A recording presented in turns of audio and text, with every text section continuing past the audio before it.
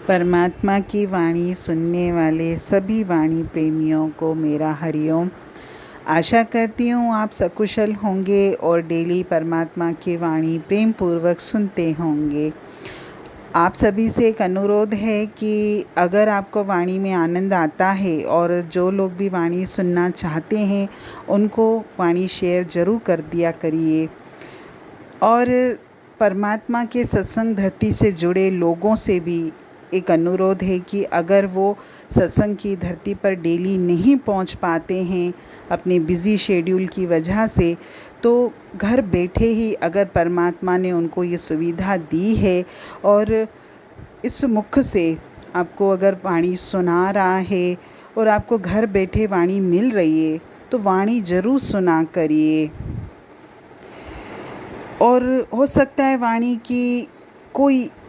भी बात न जाने कब मेरे जीवन की दिशा को ही बदल दे और मेरे मनुष्य जन्म में आने का जो उद्देश्य है, कभी न कभी किसी न किसी क्षण किसी न किसी बात से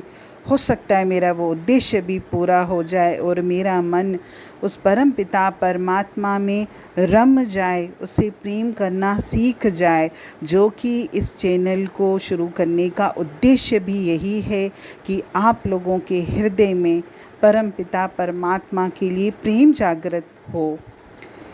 आज की वाणी में भी एक छोटी सी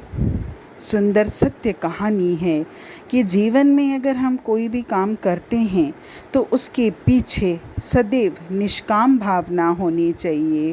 क्योंकि स्वार्थ के वशीभूत होकर तो संसार में हर मनुष्य एक दूसरे के साथ रह रहा है, एक दूसरे के काम भी आ रहा है, लेकिन सही मायने में और परमपिता परमात्मा की नज़र में वही कार्य श्रेष्ठ होता है जो निष्काम भाव से किया जाता है। एक संत थे। एक बार वो अपनी झोपड़ी में बैठकर तपस्या कर रहे थे और उनकी झोपड़ी के बाहर लाल झंडा लगा हुआ था। उधर से एक राजा निकला तो उसने देखा कि संत तो अपनी तपस्या में लीन थे, पर उनकी झोपड़ी के बाहर ये लाल झंडा क्यों लगा हुआ था। ये पता लगाने के लिए वो थोड़ी देर रुके कि जब संत अपनी तपस्या से उठेंगे तो मैं उनसे पूछूंगा कि आपने ये लाल झंडा क्यों लगाया है। जब संत की तपस्या पूरी हुई, ध्यान पूरा हुआ, तो उन्होंने संत से पूछा कि आप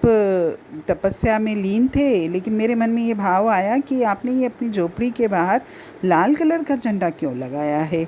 तो संत ने कहा कि मैं तपस्या कर रहा हूँ और जब वो तपस्या फलीभूत हो जाएगी, यानी उस तपस्या का जब फल निकलेगा, तो उस समय झंडे का रंग हरा हो जाएगा और मुझे ये पता चल जाएगा कि मेरी तपस्या कबूल हो गई और मेरी तपस्या का मुझे फल मिल गया। राजा ये सुनकर बड़ा आश्चर्यचकित हो गया कि लाल झंडा हरा हो जाएगा, अच्छा, इससे मुझे पता चल जाएगा कि मेरी तपस्या प्रभु ने स्वीकार की है, तो मैं भी तपस्या करने आपके साथ वाली झोपड़ी में बैठ जाता हूँ। तो एक तरफ तो संत अपनी झोपड़ी में तपस्या में लीन हो गए और उसके बगल में दूसरी झोपड़ी में राजा भी अपनी तपस्या में लीन हो गए और दोनों ने अपनी झोपड़ी के बाहर लाल कलर का झंडा लगा दिया। जब दोनों तपस्या में लीन थे तो तपस्या के बीच में एक गरीब आदमी जो प्यास से बेचैन हो रहा था, संत की झोपड़ी के पास रुका और संत को जैसे उसने देखा तपस्या में वो लीन है, लेकिन फिर भी उसे इतनी प्यास लगी कि उसने बोलने लगा, संत से पानी मांगने लगा। तो जब उसने संत से पानी मांगा तो उसकी आवाज़ सुनकर संत क्रोधित हो गए और कहने लगे कि तुमने मेरी तपस्या क्यों भंग की, और उनमें बहुत ही विक्षेपता आ गई और उसको डांट कर चिल्लाकर और भगा दिया और फिर वापस तपस्या में जाकर बैठ गए। फिर वो गरीब व्यक्ति जो प्यासा था वो राजा की झोपड़ी के पास गया और पानी के लिए याचना करने लगा। तो राजा ने जब उसकी आवाज़ सुनी, जब वो बोल रहा था मुझे बहुत प्यास लगी है, मुझे पानी पिला दो, मुझे पानी पिला दो, तो राजा ने बड़े ही करुण भाव से अपनी तपस्या में से उठकर उसे पानी पिलाया और उसको तृप्त किया। और जब वो आदमी चला गया तो राजा जैसे ही वापस झोपड़ी की तरफ गया तो क्या देखता है कि उसका लाल झंडा तो हरा हो गया है। बस इस कहानी का सार ये है कि जीवन में आप कोई भी कार्य करिए, चाहे मैं प्रभु के निमित्त तपस्या ही क्यों न करूं, लेकिन अगर उस तपस्या के बीच में जैसे राजा ने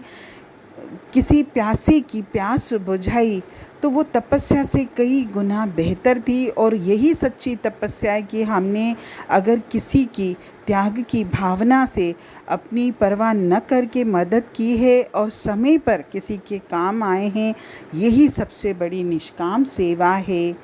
और जब उस दिन भी, परसों या 2 दिन पहले भी कहानी यही थी कि सच्चे अर्थों में मदद क्या होती है, जिसको जिस समय जो ज़रूरत है अगर हमने वो नहीं दिया, तो फिर बाद में अगर आपने वो चीज़ दी भी तो उसका कोई मतलब नहीं निकलता। तो ऐसे ही हमें हमेशा समय पर ही काम आना चाहिए। अगर वाकई हम दूसरों के काम आना चाहते हैं, दूसरों के लिए कुछ करना चाहते हैं,